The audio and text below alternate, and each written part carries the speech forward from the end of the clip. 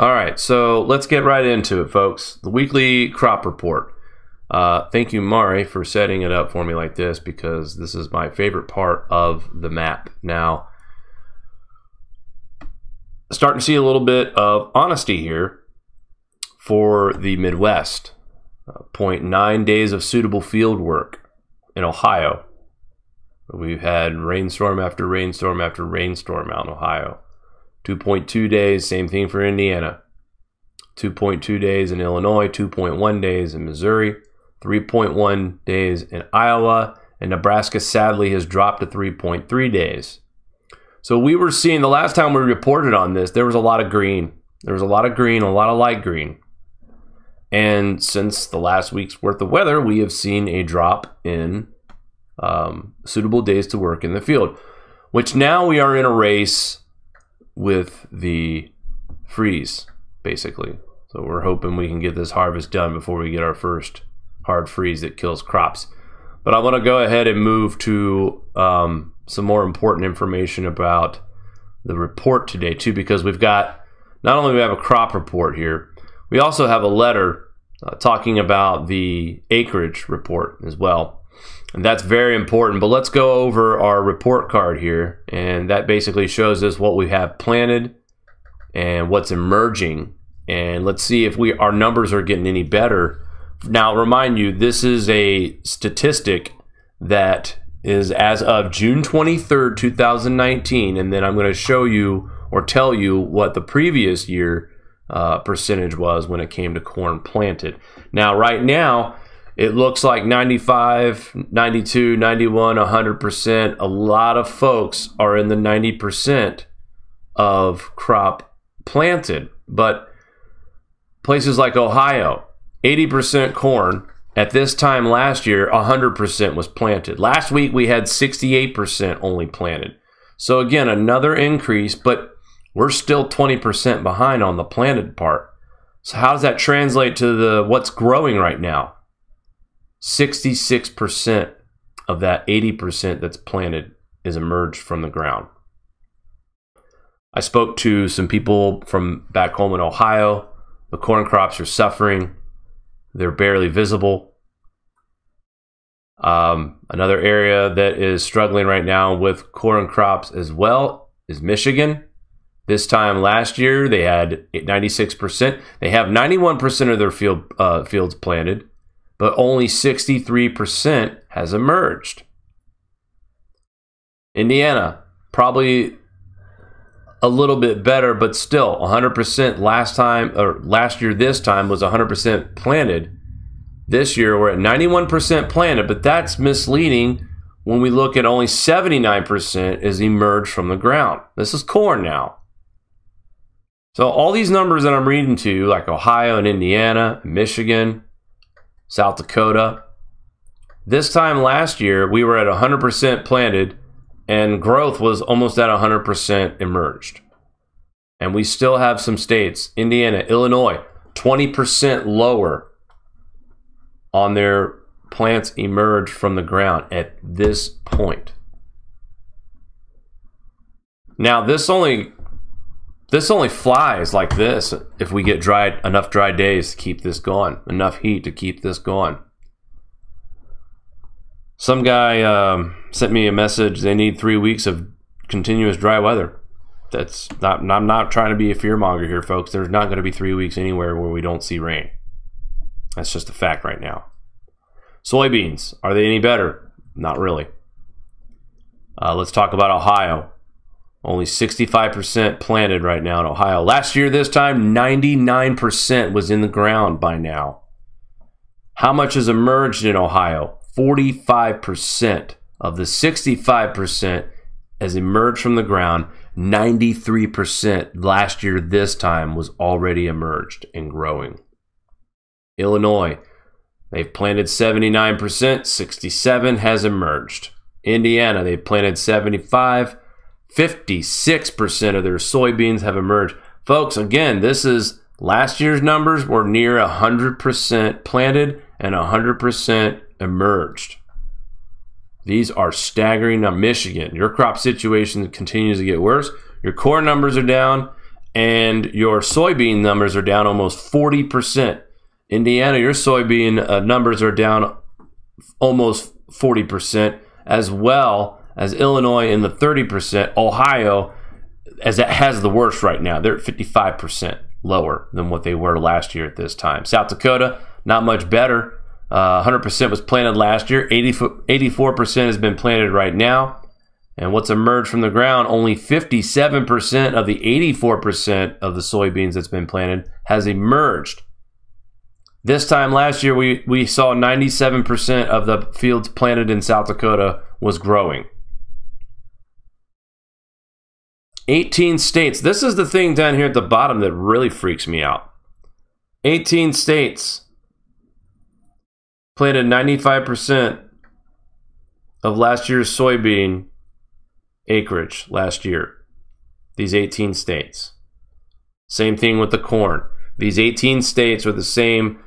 92% of the corn that is planted in this country comes from these 18 states. So, where am I going with this? Are we in crisis mode yet? No. But there are at least 6 to 8 states right now that are severely struggling with both crops of soybeans and corn. The rest of the states are starting to make some headway. Somewhat. But since 2016, we've said it's going to get worse each spring and each winter. And 2017 and spring and winter was definitely a lot worse than 16. And the same results for 2018. That's when we started seeing some record flooding. And then this year has just been off the charts for precipitation, for snowfall, for cold temperature records, flooding. Now we're having crop loss, not just from hurricanes or wildfires. We've lost crops this year from hail and from freezing, flooding. Even on suitable days to work in the field, we're still not getting temperatures where we need to be this time of year to get these crops going. So as bad as it is this year, can you imagine next year if the conditions continue to sharply decrease like they have? More cosmic rays next year, colder temperatures, more flooding rains. Same spots that got it this year are going to get it next year. It's not going to be, and I'll tell you something too about that. It seems like Mother Nature has given its fair share of rain to Texas, Oklahoma, Kansas, Nebraska, South Dakota, Wyoming, Colorado, North Dakota, Wisconsin, Minnesota, Indiana, Illinois, Kentucky, Georgia, Alabama, Mississippi, South Carolina, North Carolina, Florida, all the mid-Atlantic states. Each part of the country, from the central part of the United States all the way to the East Coast, has had its fair share. And let's not forget the Northwest. They had a spat where they got tons of moisture too. I mean, they had a very busy rainy season, which still kind of extended a couple weeks longer than usual. The entire country is out of a drought. Remember, back in 2015, when we were promised that we were in a permanent drought situation because of man-made global warming.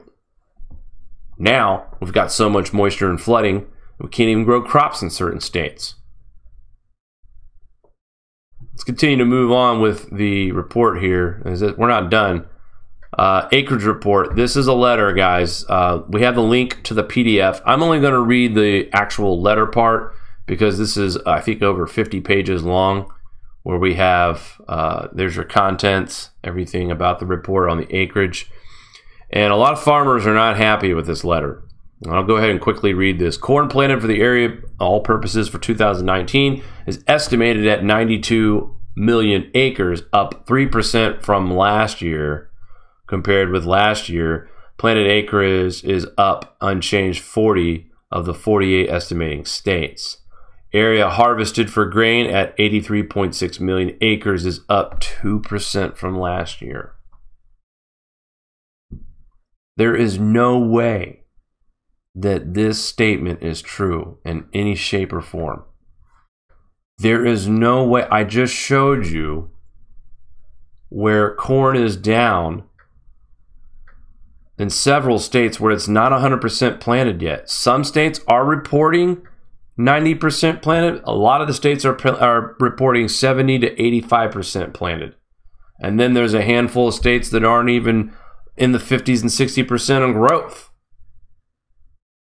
I think these guys are being a little naive. I think they're hoping for a dry spell and a long summer into the early fall months.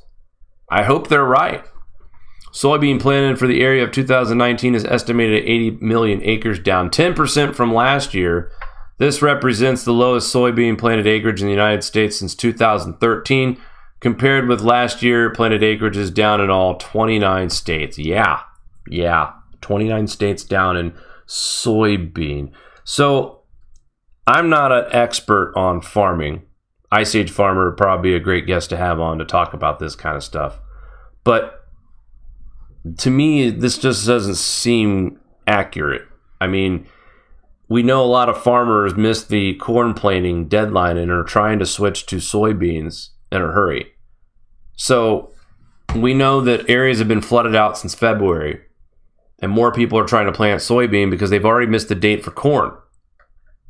But this report says that soybean planting is down 10%. Well, I do believe that it is down. But what I'm trying to say is that I don't see how it's possible that corn is up 3% and soybean is down 10%. All wheat planted area for 2019 is estimated at 45.6 million acres, down 5% from 2018. This represents the lowest all wheat planted on record since 1919. Wow. Lowest all wheat planted area on record since records began in 1919. This year, 100 years from when we first started keeping record, 2019 is the lowest. And how much you want to bet that 2020 and 2021 rival these numbers? This is only the beginning. That's what I'm saying, guys. This is only the beginning. If this is the record year for the first time ever for these numbers to be down 5%, and that's a record, think about next year. All cotton planted in the area for 2019 estimated 13.7 million acres, 3% below last year. Upland area is estimated at 13.4 million acres, down 3%. So everything from wheat, soybean, and cotton is down, but corn is up. That's what this USDA report is saying. There's a lot of people out there that don't agree with that. And they have a lot of reason for that. Like I said, I talked to several farmers, and a lot of them call this hogwash. In fact, Matt shares with me some AgriTalk podcasts. The interesting thing about that podcast he sent me last week, they had a guy who is working to put this Acreage report out. And they were asking some really tough questions about what's going on with the plant reporting and all that. I'll tell you something, guys. This guy's voice was trembling with his answers, as if he didn't feel comfortable in his own skin given the answers that he gave. And to me, my opinion, I think this report is, the numbers are cooked a little bit based on guessing and speculation. I don't think they've done a thorough report. I think that either A, they don't have the manpower to conduct a full report like they should. B, they are downplaying this to ease fears and try to control the stock market. Or C, that this is telling the truth.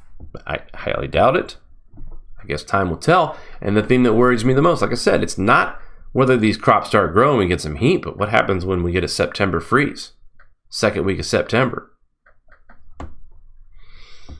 It could happen. The hype leading up to today or yesterday's report was met with bearish reaction in corn. As we already discussed, it's up 91.7 million acres. The farmer survey results were higher than the acreage number USDA released in its last crop production report, coming as a shock to the trade. However, analysts say the late planted crop means acreage surveys as of June 1st are already out of date. You hear that? This report probably should never have been published due to extenuating circumstances, says Arlon Sutterman. Sorry if I mispronounced your name there, bud. USDA admitted that the numbers are out of date. So why was the report made?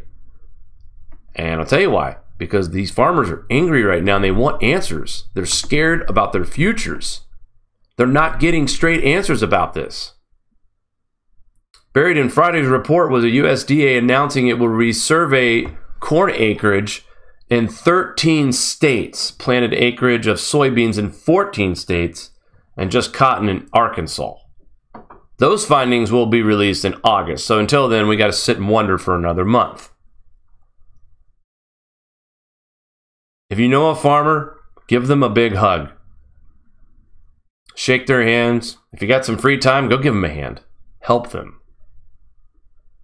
I was talking to a friend of mine from back home, and he was discussing how some of the richer farmers are stepping up and trying to help some of these farmers who don't have the funds that they have, and they're trying to loan out equipment that will help plant in fields that aren't really workable right now.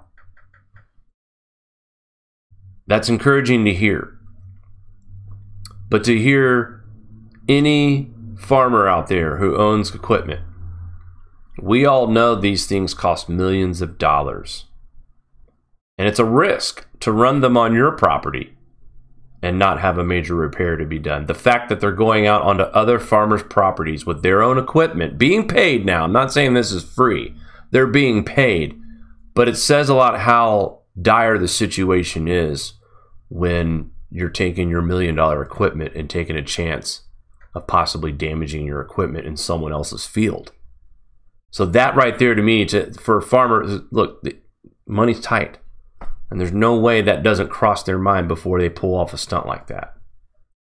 So that's alarming to me, first of all.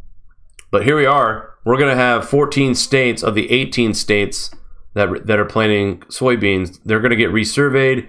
And the other 13 states will also be in the corn. 13 more states will be resurveyed. I'll tell you the states that won't be surveyed. That's Texas, Tennessee. Okay? Those two states definitely will not get resurveyed. Probably Kansas. And I don't know, maybe Oklahoma. Oklahoma's been in a lot of water, so I need more details. I need more reports about that area. I know there's no way in Missouri they're not going to be re-examined. Arkansas as well, Illinois, Indiana, Ohio. I mean, that makes sense to me. Even though Friday's report would be resurveyed, Sutterman said that there are some key takeaways from Friday. It does still tell us some things, he says. It kind of confirms what we've been hearing in late May, that a lot of farmers saw what was coming, and if we could possibly get corn acres in, we want to get corn in at the expense of soybeans. They were returning soybean seed where it was drying up to do so, and this survey tells us that was pretty much true across the Midwest. Now it will never quit raining, so they've had trouble getting those acres in, but it probably makes it difficult to see prevent planted of 10 million to 15 million.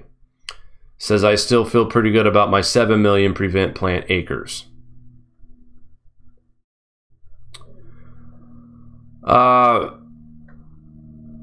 Again, Bennett says that this crop is in trouble in certain areas. Yes, we got some acres planted that we planted in tough conditions, so the conversation moving forward is going to be more about the yield than anything. And I think that your national yield at 166 bushels per acre that was printed on June report is still plenty high enough in their opinion. We'll see. That number is going down, and we'll just have to keep a close eye on this. I'm going to continue to follow these ag podcasts. They're wonderful. It gives you the insight of these two presenters are great guys, and they're fighting for the people out there. They want answers like these farmers want answers. A lot of these folks are still waiting on insurance payments from previous damage, crop damage from last year. Some haven't received their aid yet from 18, and 19 is already awful. So, a lot to be watching, guys. We're not getting honest answers about temperatures. We're not getting honest answers about crop. And this is why I'm saying we're not getting honest answers about temperatures. So what's up with that? And Tony Heller have brought some things to our attention. Here is one of the locations where we have a weather station that reported a record-breaking temperature in France, right next to the highway. Baking. It looks like there's some concrete in that area. Same with this over here. The biggest one, this one was from Scotland last year, where the ice cream truck was parked next to the weather station that also left the truck on the whole day, and that's where we recorded our hottest day of the year last year in Scotland. Dr. Wahid Udden on Twitter, August 1930 news, France heat wave. There was a lot more of them back in the 30s, by the way. 122 degrees Fahrenheit. The names of Australian newspapers that published it: The Telegraph, Queensland, and the Western Argus. The Evening News, Sydney, 14 people died in the UK. So this has happened before. And the reason why Dr. Wahid Udden had tweeted this is that we were not at record level CO2 back in 1930. Our parts per million were in the mid 200s to low 300s, possibly. Right now we sit at a record 415 parts per million. So 1930, we were pretty cold. I'd say back then we had more wildfires, heat waves, and droughts. But back then, we weren't industrialized like we are now. So how could we blame man, or how could we even explain the weather and that heat wave, just like we had just now? It's a heat wave, folks. It's not climate change. It's a heat wave. We'll probably get a couple of those here in the United States this summer, no doubt. So a good tweet here of where not only has this happened before, but it was hotter in France. 122 degrees Fahrenheit. We're talking about 114 degrees, folks. Again, CO2 emissions were low. But my favorite part that Tony, and by the way, we were going to show a video or two of Tony's about these temperatures. And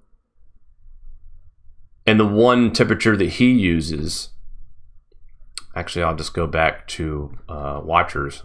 I'll point it out. I can't pronounce the name of this area. So the very top record here, the 45.9 degrees, 114.6. That temperature is being disputed right now because two reasons. The real feel in that area was 45.9 degrees Celsius. The actual temperature was around 44.1. That ties the record. However, the alleged area that reported these temperatures was on top of a slated roof in France. So you tell me, guys, if you have a weather temperature sensor on top of a slated roof in the middle of the summer, people who work on roofs know how hot it gets on a shingle roof. How hot does it get up there with those tiles? Is there some kind of cooling mechanism involved with hot clay? I doubt it. So just like all these weather stations out there that report these record-breaking temperatures at the airport, where all the jet exhaust and the engines and the all-day baking of the sunlight into the black pavement, and then they've got this little fenced-off area that's right next to the runway that is in the middle of jets flying over with their jet engines blowing their exhaust right on the sensors as they land onto the runway. It's the same thing, guys. This is cherry picking. This is no different than opening up the oven at 450 degrees and sticking a thermometer in there. And yep, it's 450 degrees in there because it's an oven. Yep, it's going to be the hottest temperature ever when you record it from the top of a roof. When you record it from an area that has nothing but pavement that absorbs the sunlight all day, bakes in the sun, radiates the heat to the sensors that are only about 3 to 4 feet off of the ground. I'm not saying it wasn't hot in France. I just wish that we could get straight answers about temperature records. Because people don't see, like Watchers.news, I'm not accusing you of trying to hide anything, but you're not. I'd like to see where the location of the weather station that recorded these temperatures. I want to see every time they post a record temperature, cold or hot, I want to know where that device is located. And I think then people could understand, all right, so it was hot in the middle of a grassy field. Okay, I think people would accept an all-time hot record if it was recorded that way versus being something on pavement, cement, slated roof, shingled roof on top of a building. We've seen that too with the black rubber mats that cover the membrane that covers the roofs on these commercial buildings. Those are black. Absolutely ridiculous. So we'll continue to investigate as Tony Heller is already on top of it, and so is What's Up With That. And I think here at the Grand Solar Minimum channel, we are also skeptical of this report of record heat in France. And another article from What's Up With That. Contrary to global warming predictions, Great Lakes water levels now at record highs. It is a truism that any observed change in nature will be blamed at some experts on global warming, climate change, climate crisis, climate emergency. When the Great Lakes water levels were unusually low from approximately 2000 through 2012 or so, this was pointed as evidence that global warming was causing Great Lakes to dry up. Take this example photo here from the National Geographic from Lake Michigan. The text was called Lake Bottom, as if Lake Michigan had dried up. Average depth, by the way, is 279 feet at Lake Michigan. Then in a matter of 2 years, low lake levels were replaced with high lake levels. The cause? Analysis is going to be right here where the link is. A combination of unusually high precipitation, contrary to the global warming theory, and an unusual cold winter that caused the lakes to mostly freeze over, reducing evaporation. Makes sense. Makes sense. The graph shows it all. I don't have to read the rest of this. You guys can clearly see here at the end where they label the lakes Superior, Huron, Michigan, Erie, and Ontario. We see the trends of lake levels back on the rise. Back on the rise since 2012. But global warmist alarmists out there were telling you that the lakes were drying up because of global warming, and global warming supposedly is getting worse by the year. In fact, we have people like AOC telling us that if we don't do something about carbon emissions in 12 years, we will probably see the end of the world. Now, I'd like to point out during Valentina Zarkova's interview talking about global catastrophe with climate, maybe the doctor is just a very optimistic person and believes that we can somehow scathe the dangers of this grand solar minimum and thrive and get through it and continue to thrive as a civilization. I hope she's right. There's a lot of scary things that are associated with the grand solar minimum, not just weather. With the space weather is a definite concern. But what happens with the climate is a trickle down to our food, to our economy, to our sane. But these global warming alarmists have told us that we're going to die in 12 years if we exceed a 1.5 degrees Celsius. And Valentina Zarkova is telling us no. No. That 2.5 degrees Celsius increase of temperature from now until 2600. All right, that's 0.5 degrees per century. 0.5 degrees. We've cooled 0.5 degrees in the last 3 years, guys. All right, so that's how little warming we're talking about. That's natural because of the SIM, the solar inertial motion. I think I said that right. Zarkova showed us that in her paper, that it was a natural cause from this orbital motion. And again, 0.5 degrees Celsius per 100 years, folks. And it's not impacted by man. But the point I'm trying to make is that the global warming alarmists who keep giving us these deadlines, who keep telling us that the world's going to end, and then we keep showing you evidence that the world's not going to end. Are we facing some very serious challenges? Absolutely.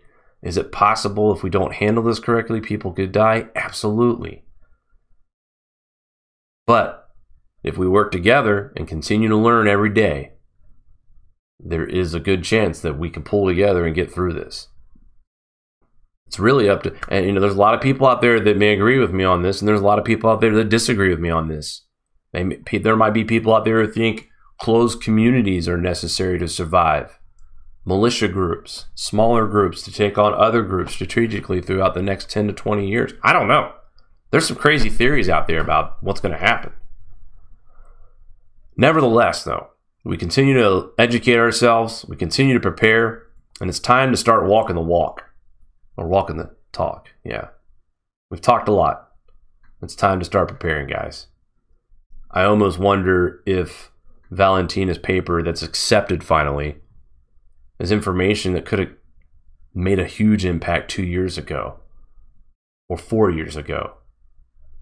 But the reluctantness and the closed-mindedness of our modern day science has hurt humanity.